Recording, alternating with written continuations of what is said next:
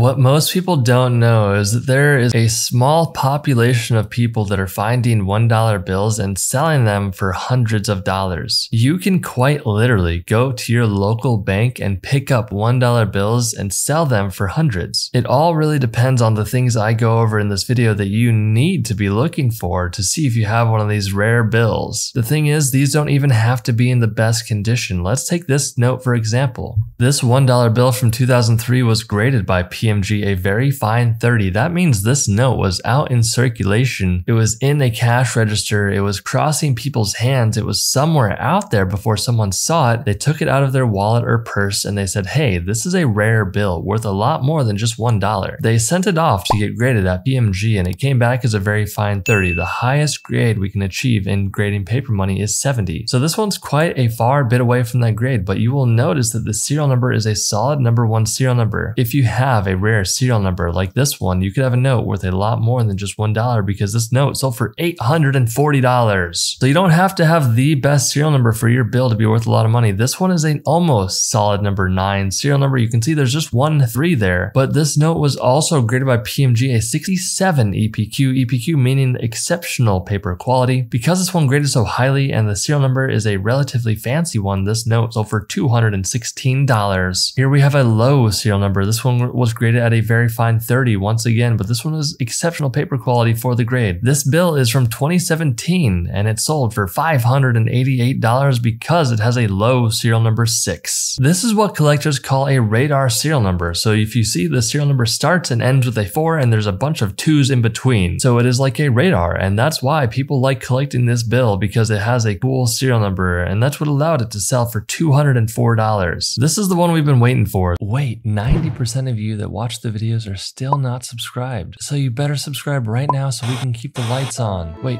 no, I was kidding.